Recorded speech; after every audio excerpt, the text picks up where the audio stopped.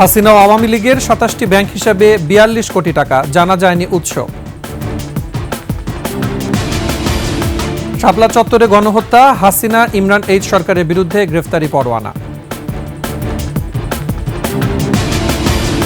ধর্ষণ বিরোধী আইন সংশোধনের খসড়া প্রস্তুত, মাগুরার ঘটনায় দ্রুত বিচারের আশ্বাস।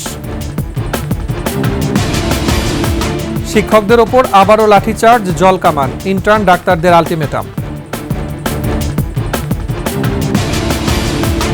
৬ মাসে মব জাস্টিস সহ পুলিশের ওপরে ২২৫ হামলা, মনোবলে আঘাতের অপচেষ্টা।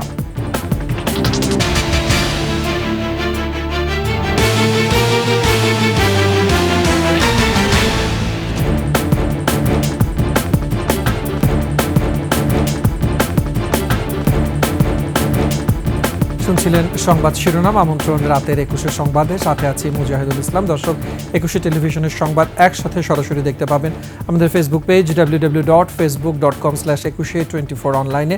এছাড়া সাবস্ক্রাইব করতে পারেন www.youtube.com/@21etv চ্যানেলে। এছাড়া সংবাদে আরও যা থাকছে: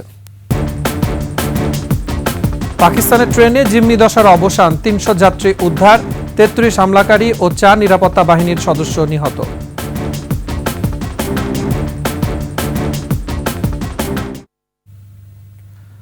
আওয়ামী লীগের 10টি ও সাবেক প্রধানমন্ত্রী শেখ হাসিনার 17টি মিলিয়ে মোট 27টি ব্যাংক হিসাবে প্রায় ৪১ কোটি ৬৫ লাখ টাকা পাওয়া গেছে বলে আদালতকে জানিয়েছে দুদক।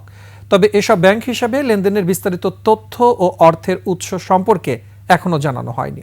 বিশ্লেষকরা বলছেন, অর্থের পরিমাণ যাই হোক না কেন, বৈধতা যাচাই করা জরুরি। আরও জানাচ্ছেন সঞ্জয় অধিকারী।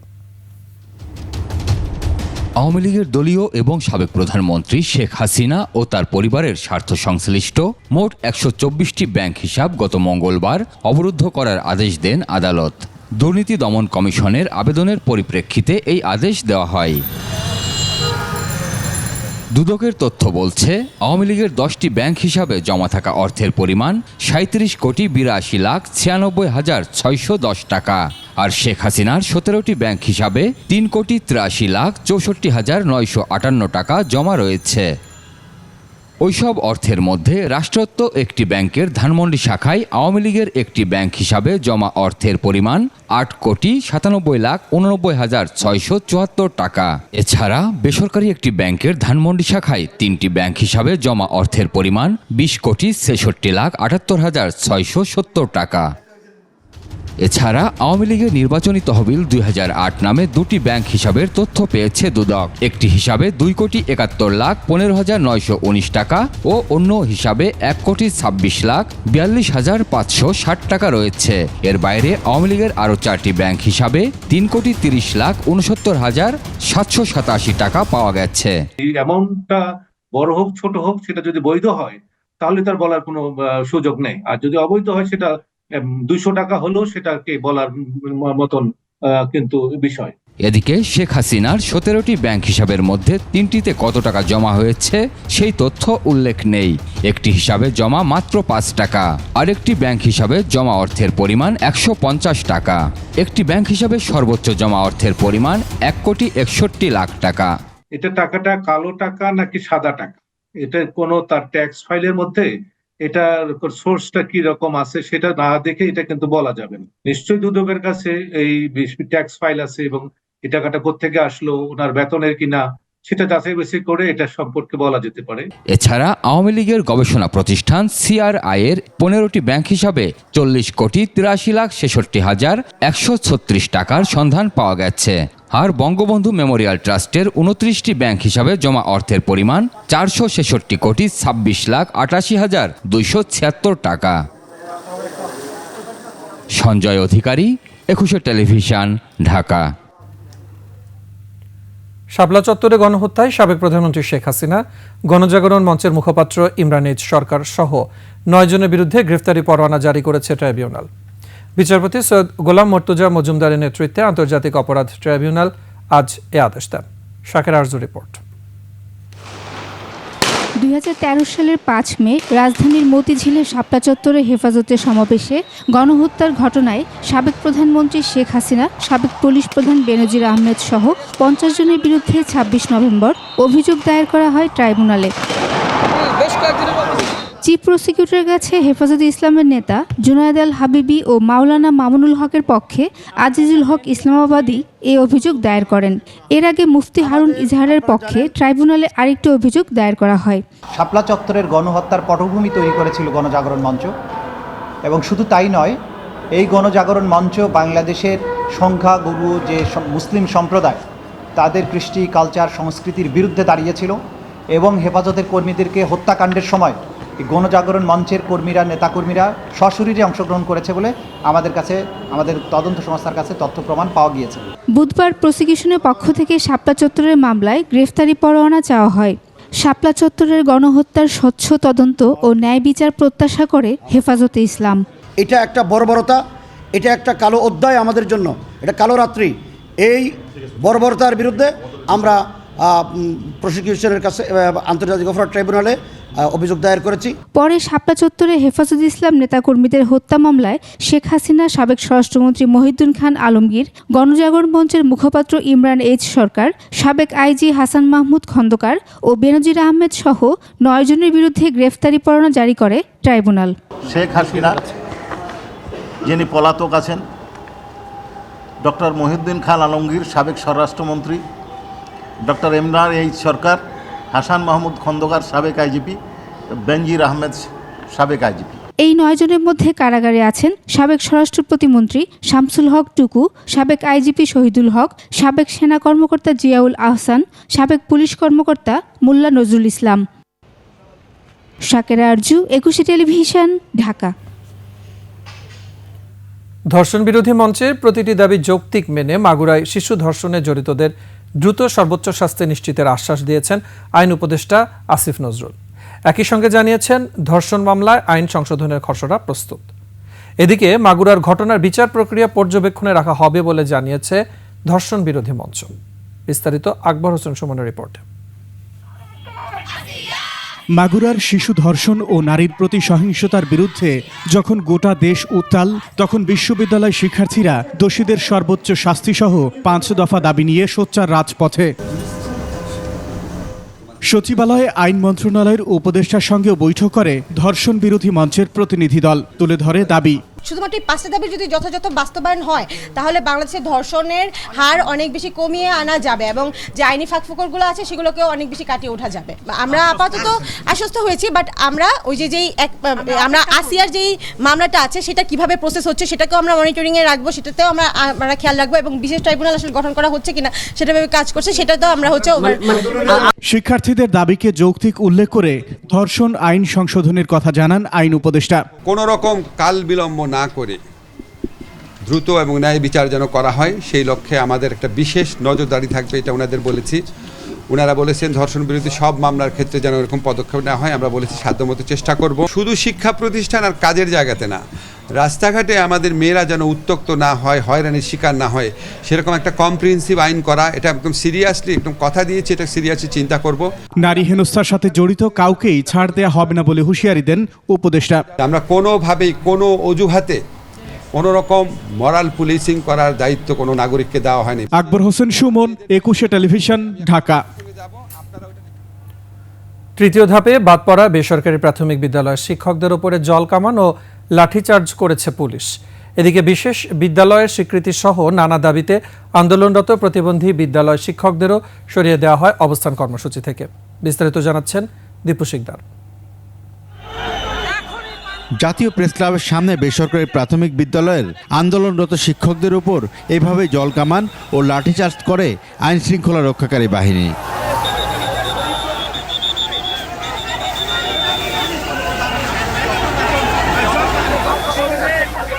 বুধবার 1:30টার দিকে তৃতীয় ধাপে জাতীয়করণ থেকে বাদ পড়া বেসরকারি প্রাথমিক বিদ্যালয়ের শিক্ষকরা প্রধান উপদেষ্টার বাসভবন যমুনার দিকে যেতে চাইলে বাধা দেয় পুলিশ। পরে জলকামান ও লাঠিচার্জ করে তাদের ছত্রভঙ্গ করে দেয় পুলিশ।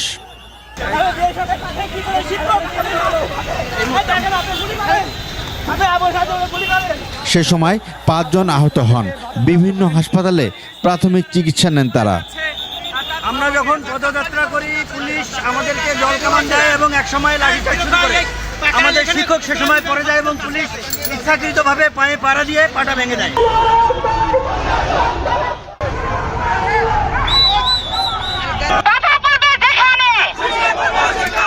এদিকে সড়ক অবরোধ করে আন্দোলন করায় প্রতিবন্ধী বিদ্যালয় শিক্ষকদের জাতীয় প্রেস ক্লাব সংলগ্ন কদম ফোয়ারা মোড় থেকে সরিয়ে দেয় পুলিশ। বিশেষ বিদ্যালয়ের স্বীকৃতি সহ 5 দফা দাবিতে আন্দোলন করছে প্রতিবন্ধী বিদ্যালয় শিক্ষকরা। দীপু শিকদার, 21 টেলিভিশন, ঢাকা। এদিকে 24 ঘন্টার মধ্যে শিক্ষার্থীদের গায়ে হাত তোলা পুলিশ সদস্যদের আইনের আওতায় আনার আলটিমেটাম দিয়েছেন মেডিকেল শিক্ষার্থী ও ইন্টার্ন চিকিৎসকরা। এছাড়া 5 দফা দাবির মধ্যে বাকি 4টি দাবি মেনে নেওয়া না হলে আন্দোলন কর্মসূচি বেগবান করারও হুঁশিয়ারি দেন তারা। সহকর্মীদের সহায়তায় আরও জানাচ্ছেন তৌহিদুর রহমান। সচিবালয়ের সামনে দিনে মেডিকেল শিক্ষার্থীদের উপর হামলার প্রতিবাদে রাতে এই সংবাদ সম্মেলন। পুলিশ আন্দোলনরত শিক্ষার্থীদের উপর বিনা কারণে হামলা চালিয়েছে বলে অভিযোগ করেন শিক্ষার্থীরা। অবিলম্বে হামলাকারীদের শাস্তির দাবি জানান তারা। পুলিশ অফিসার বা যারা হামলা করছে, যারা গায়ে হাত তুলছে, ওনাদেরকে শনাক্ত করে বিচারের আওতায় আনতে হবে। এছাড়া 5 দফা দাবির মধ্যে অন্তত 4টি দাবি যদি বা কিন্তু ছাড়া মেনে নেয়ার আলটিমেটাম দেওয়া হয়। এ সময় আমরা 5 দফা নিয়ে নেমেছিলাম, এখন বাকি 4 দফার প্রতি ওনারা পূর্ণ সমর্থন জানাবে। কোনো যদি কিন্তু ছাড়া ওই 4 দফার প্রতি পূর্ণ সমর্থন দিয়ে মেনে নিবে এবং ওনারা এটা মেনে নিয়ে 24 ঘন্টার ভিতরে ভিজিবল এবং যদি ওনাদের কোনো কর্মদিবস থাকে ওই কর্মদিবসে কোনো প্রজ্ঞাপন জারি করবে। এর আগ ছাড়া আমরা শাটডাউন উঠাবো না। আউটডোরে কর্মসূচি চলবে না, জরুরি সেবা চালু থাকবে বলেও জানান তারা। এর আগে সচিবালয়ের সামনে অবস্থান করা মেডিকেল শিক্ষার্থী ও ইন্টার্ন ডাক্তারদের সরিয়ে দেয় পুলিশ। এ সময় কয়েকজন শিক্ষার্থী আহত হয়েছেন। 5 দফা দাবি নিয়ে স্বাস্থ্য উপদেষ্টার সাথে দেখা করতে চেয়েছিলেন তারা। তৌহিদুর রহমান, 21 টেলিভিশন, ঢাকা। গত 6 মাসে সারা দেশে 225টি মব জাস্টিস সহ হামলা শিকার হয়েছে খোদ পুলিশ, যার মধ্যে বড় ধরনের ঘটনা ছিল 70টি। বেশিরভাগ ক্ষেত্রেই মব তৈরি করে পুলিশের উপরে হামলার ঘটনা ঘটছে। এসব ঘটনায় অবশ্য অনেকে গ্রেফতারও করা হয়েছে। পুলিশ সদর দফতর বলছে এই ধরনের মব শক্তভাবে দমন করা হবে। বিস্তারিত থাকছে দীপু শিকদারের রিপোর্টে। পুলিশের এই কান্না ক্ষোভ আর হতাশার।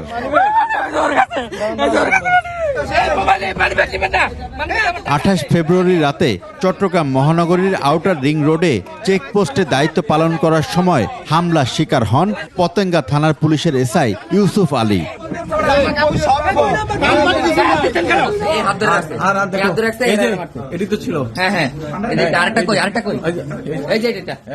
এরপর দায়ের করা হয় মামলা, গ্রেফতার করা হয় বেশ কয়েকজনকে।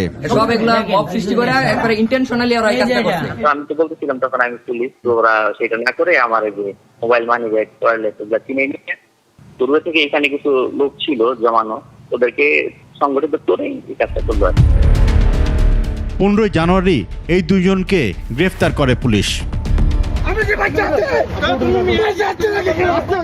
অভিযোগ ছিল চট্টগ্রাম নগরীর চান্দগাঁও থানা এলাকায় সিএনজি অটোরিকশার 2 যাত্রীর পরিচয় জানতে চাওয়ায় হামলার শিকার হন ওই 2 পুলিশ সদস্য।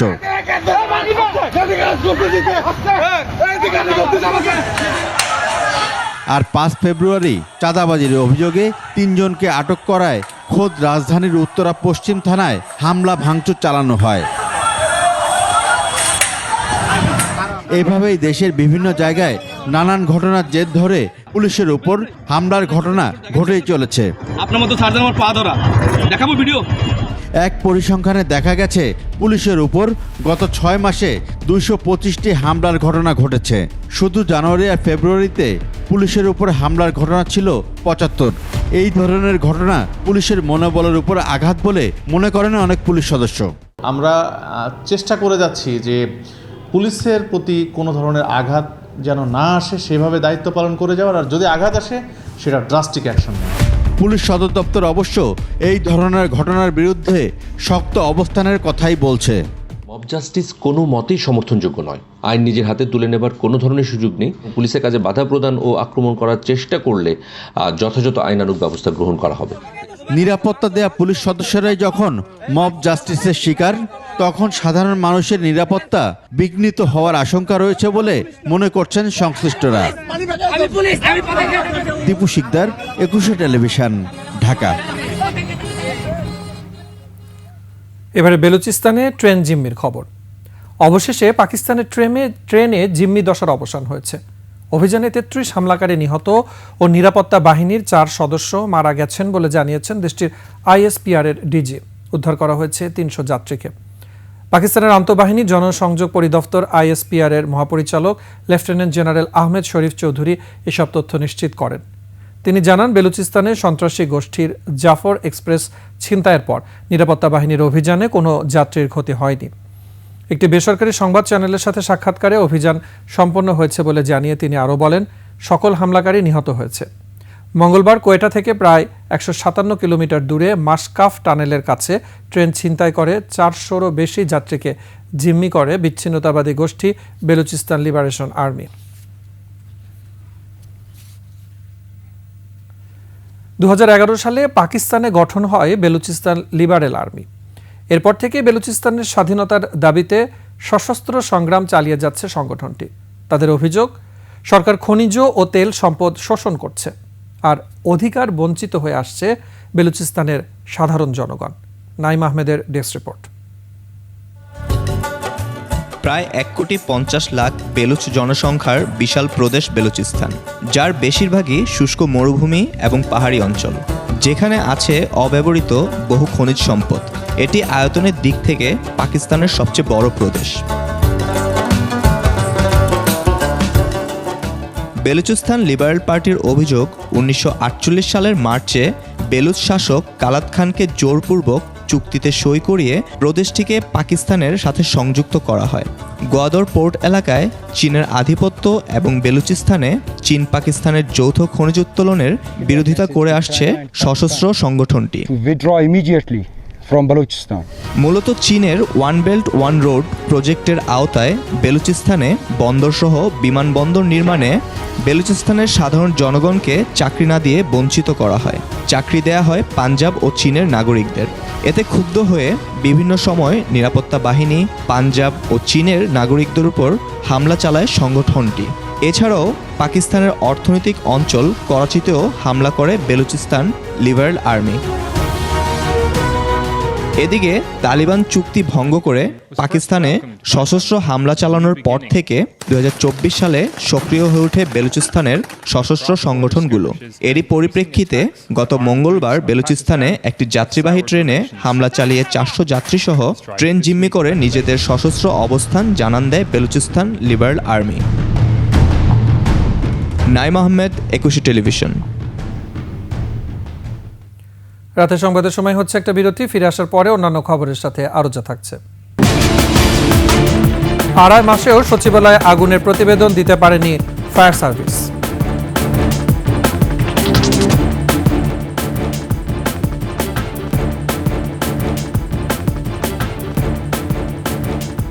বিরতির পর আবার আমন্ত্রণ রাতের 21 সংবাদে। বৃহস্পতিবার 4 দিনের সফরে ঢাকায় আসছেন জাতিসংঘের মহাসচিব আন্তোনিও গুতেরেস। কক্সবাজারের রোহিঙ্গা ক্যাম্প পরিদর্শনই তার এই সফরের উদ্দেশ্য। তবে গুতেরেসের সফরকে খুবই গুরুত্ব দিয়ে দেখছে বাংলাদেশ। কূটনীতিকরা বলছেন, এখনই মোক্ষম সময় ডক্টর ইউনূস ও রাজনৈতিক দলগুলোর মধ্যে মতভেদ নেই তা জানানোর।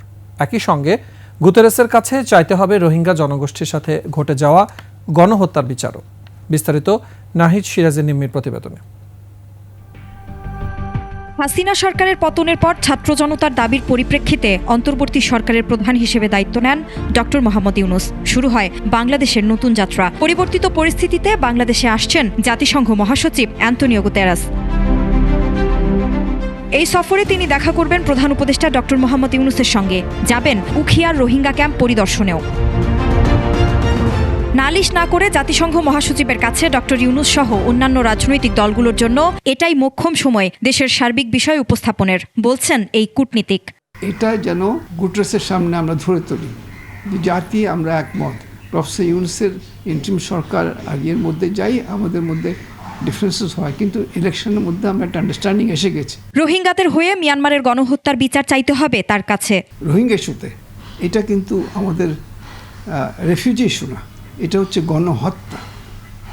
ওই সময় যখন হয়েছিল এটা ইন্টারন্যাশনাল কমিউনিটি বলছে গণহত্যা, তো আমাদেরকে ওই বিচার চাইতে হবে, গণহত্যার বিচার।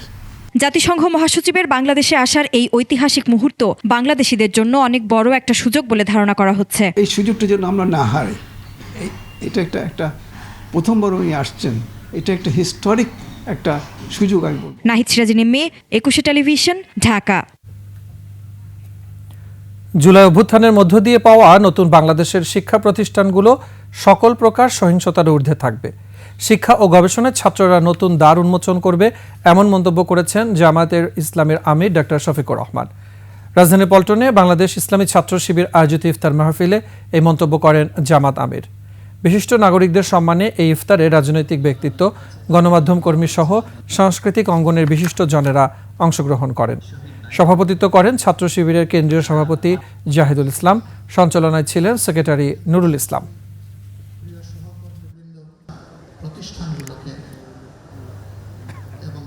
চলতি বছরে সারা দেশে অগ্নি দুর্ঘটনাকে স্বাভাবিক হিসেবেই দেখছে ফায়ার সার্ভিস। তারা বলছে বছরের এই সময়ে আগুন লাগার অধিকাংশ ঘটনাই স্বাভাবিক। এদিকে সচিবালয়ে অগ্নিকাণ্ডের 2.5 মাস পরও তদন্ত প্রতিবেদন দিতে পারেনি ফায়ার সার্ভিস। একইভাবে ঝুলে আছে বেশিরভাগ অগ্নিকাণ্ডের তদন্ত প্রতিবেদন। কামরুজ্জামানের ক্যামেরায় বিস্তারিত জানাচ্ছেন মাহতাব মিনহাস।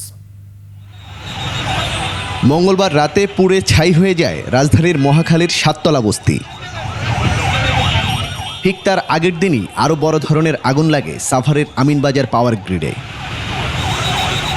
প্রশাসনের প্রাণকেন্দ্র সচিবালয় থেকে শুরু করে মার্কেট, কারখানা, রেস্টুরেন্ট কিংবা গ্যারেজে একের পর এক ঘটছে অগ্নিকাণ্ডের ঘটনা।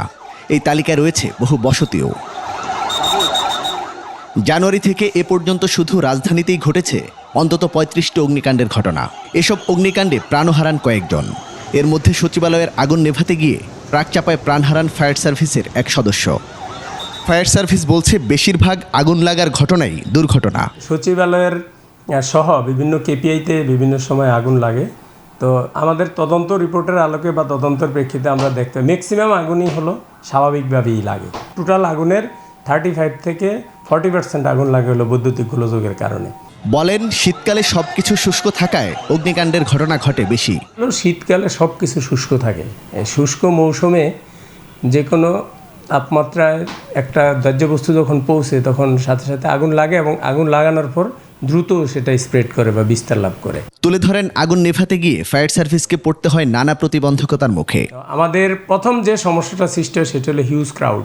প্রচুর পরিমাণ লোকজন আসে এবং তারা আসার পর এরকম প্রতিবন্ধকতা সৃষ্টি করে যে আমাদের গাড়ি বা আমাদের প্রয়োজনীয় সরঞ্জাম আমরা সঠিক জায়গায় নিতে অনেক সমস্যা হয়। পানির অভাব এটা তো আছেই। পানি যদি সঠিকভাবে পাওয়া না যায় তাহলে আমাদের অনেক সমস্যা সৃষ্টি হয়। এরপর আমাদের বিভিন্ন এই যে সরু গলি, রাস্তাঘাট যেখানে আমাদের গাড়ি যায় না। এজন্য নগরবাসীকে ভবন নির্মাণে অগ্নি নিরাপত্তা বিধি মানার পাশাপাশি জনসচেতনতার কথা বলছে ফায়ার সার্ভিস। অগ্নি নিরাপত্তার ক্ষেত্রে আপনাকে সচেতন হতেই হবে এবং আপনি যখন ভবন তৈরি করবেন, যদি হাই রাইজ বিল্ডিং হয় সেই বিল্ডিংয়ের অগ্নি নিরাপত্তা কিন্তু আপনাকেই দিতে হবে নিজ দায়িত্বে। ফায়ার সার্ভিস আপনাকে সহযোগিতা করার জন্য যাবে। তো এই কাজটাও যদি যারা বিল্ডিং ওনার, হাই রাইজ বিল্ডিং, আপনাদের মাধ্যমে অনুরোধ করতে যাই তারা যেন অগ্নি নিরাপত্তা ব্যবস্থাটার প্রতি গুরুত্ব দিয়ে থাকে। গেল বছর সারা দেশে আগুনের ঘটনা ঘটে 26,659টি। এতে ক্ষতি হয় প্রায় 450 কোটি টাকা।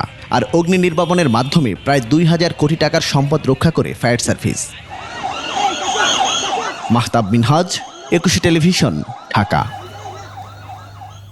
এবারে বাণিজ্য সংবাদ।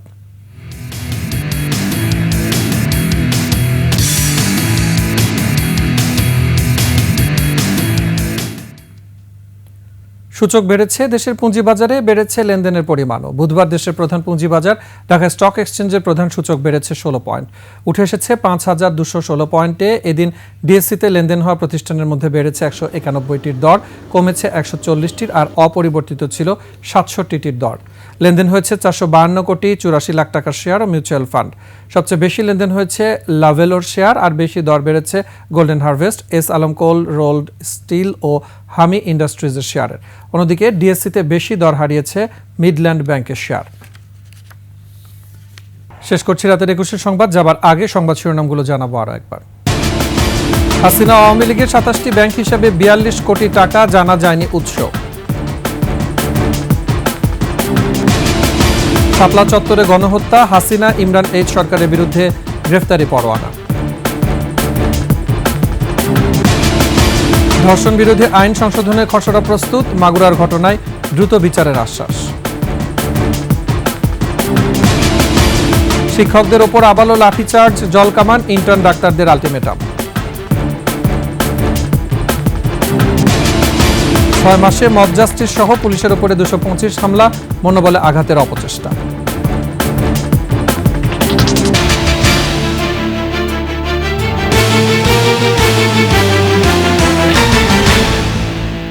সর্বশেষ সংবাদ জানতে ডায়াল করুন 2021 নম্বরে, আর ভিজিট করুন ecushey-tv.com ওয়েবসাইটে। ফেসবুকে ভিজিট করতে পারেন www.facebook.com/ecushey24 অনলাইন। এছাড়া সাবস্ক্রাইব করতে পারেন www.youtube.com/ecushey-tv চ্যানেলে। এতক্ষণ সাথে থাকার জন্য ধন্যবাদ। পরবর্তী সংবাদ রাত 1টায় দেখার আমন্ত্রণ রইল। একুশের সাথে থাকুন।